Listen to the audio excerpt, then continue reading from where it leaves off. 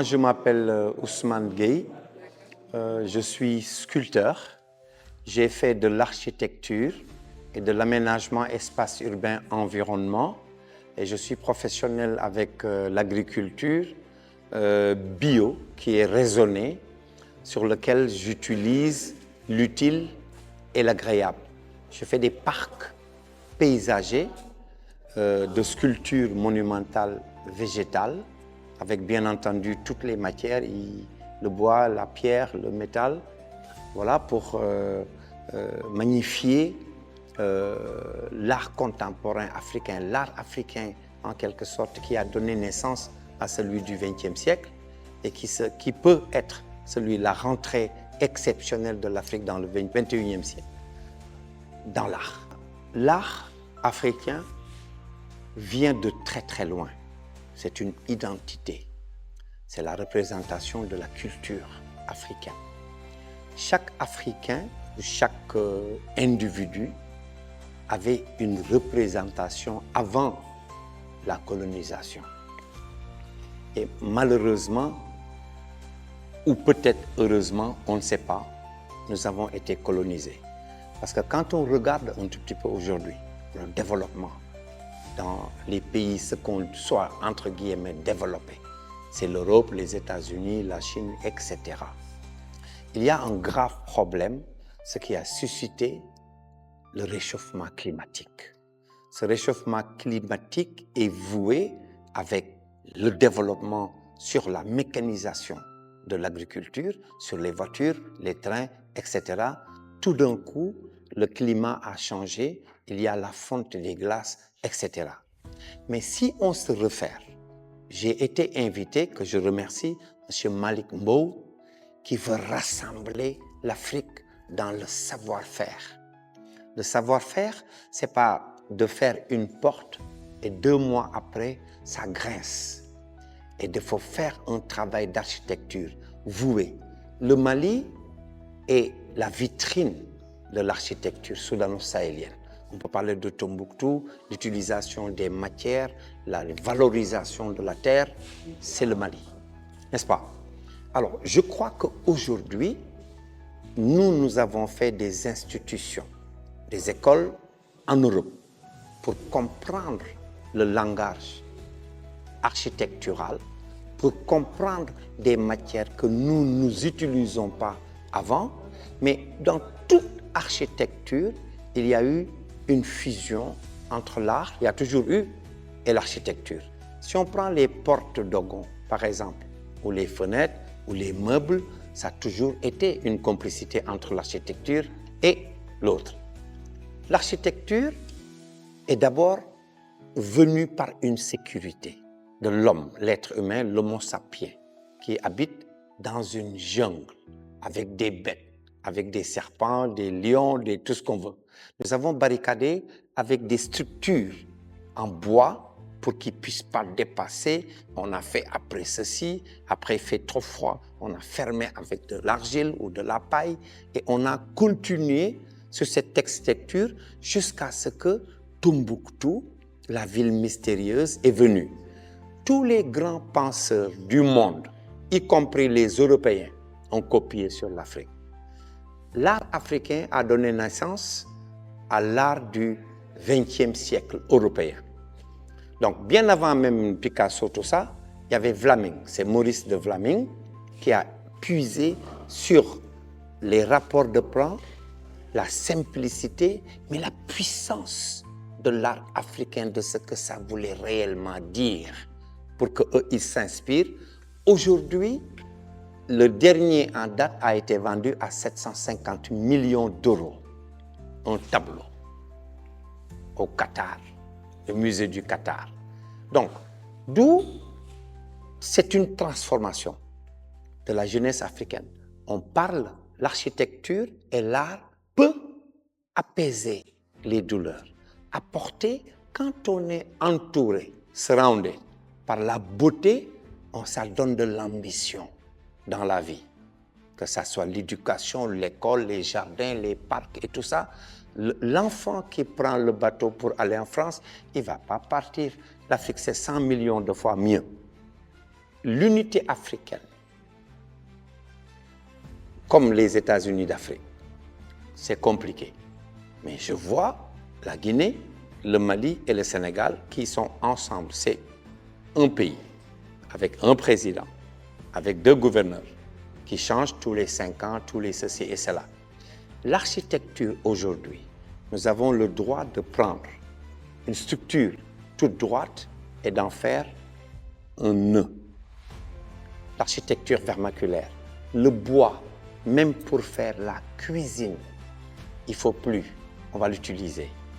La pierre, les falaises de Bandiagara, Kédougou, le Mali, on ne devrait rien.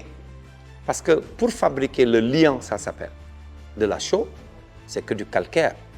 Les cuissons sont différentes pour faire ton propre ciment avec du calcaire sur des températures à peu près de 900 degrés au lieu de 1400 comme le ciment.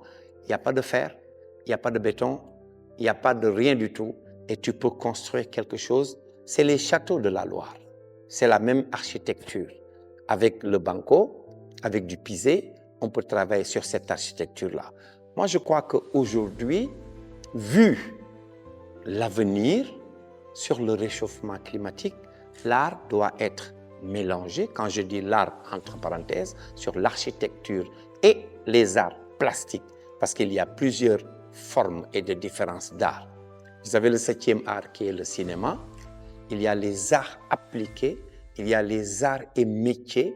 Moi, je crois qu'aujourd'hui, que ça soit au Mali, au Sénégal ou en Côte d'Ivoire, nous devons travailler. Parce qu'il y a l'ordre, le Conseil de l'ordre des architectes africains. Il faut qu'on travaille sur les appels d'offres. Le 1% dont on parle, que chaque édifice public doit porter une œuvre d'art, il faut faire de l'Afrique une galerie extérieure, le mobilier urbain, l'intérieur des hôtels. Je fais des lits pour des basketteurs américains. Pourquoi? Parce que c'est beau, parce que c'est exceptionnel. Je vais jusqu'en Jamaïque travailler sur des 5 étoiles, des suites. 5 suites, 3 suites, 4 suites, etc. N'est-ce pas? Donc, pourquoi pas au Mali? Pourquoi pas en Côte d'Ivoire? Pourquoi pas ici au Sénégal? Et le blocage, c'est ce qu'on parle. Il y a le Sotheby's, ça s'appelle. C'est la vente aux enchères des institutions culturelles les plus prisées dans le monde. Et vous avez Sotheby's, Christie, Drouot. Il nous faut ça pour que l'on puisse propager l'art contemporain africain à travers le monde et montrer l'architecture africaine aujourd'hui. Quand je vois cette architecture là-bas, rajouter des balcons, faire des appentis avec du verre, travailler sur la structure telle qu'on l'amène une modernité, ça va à Miami, il n'y a pas de problème. C'est comme ça, c'est juste cette petite touche qui manque, sur laquelle c'est réinventer un objet sur l'architecture et l'art. Ça va ensemble. Donc que ça soit le mobilier interne, mais la conception, la sculpture au Quattrocento de l'architecture. Donc on parle de Michel-Ange, Léonard de Vinci, Carlos Fumagalli, Zengrini, ce sont des architectes exceptionnels jusqu'à la destruction de l'art pour créer le Bauhaus en Allemagne avec Le Corbusier, Frank Lloyd Wright, on parle de Gehry, on parle aujourd'hui Genko Kuma, mais nous, Atepa Goudiaby, les architectes maliens, ils ne sont pas plus forts que nous. C'est nous qui avons eu cette mentalité de slavery mentality pour suivre l'Europe. Mais c'est le contraire qui doit se passer. C'est vrai, on mange mieux, on est plus intelligent, il y a beaucoup de choses auxquelles aujourd'hui, c'est le bako. Le bako doit être, vous savez, quand les enfants se perdent un tout petit peu, ils vont à l'abandon dans la rue. Mais quand il y a cette beauté, depuis une architecture élémentaire, ça s'appelle, de l'école primaire, la vie de la culture africaine sur lequel il y a, je le dis, hein, il y a 3 femmes, tout le monde dit fais attention, marche pas là-bas. Le petit, il est rapide, il veut aller à l'école. Mais il faut qu'il trouve à l'école cette beauté-là. En ce moment, il va aimer plus l'école. Ce n'est pas la rue. On parle de l'Afrique avec les ressources humaines. Tout le monde en parle. Mais quelle est la qualification de cette ressource humaine-là? Elle n'est pas qualifiée. Et ça pose un énorme problème, un gros problème. Et aujourd'hui, je crois que, encore une fois de plus, la beauté, l'utilisation de l'architecture et de l'art, c'est très sincèrement l'avenir. L'Afrique d'aujourd'hui, ce que j'appelle l'Afrique plus.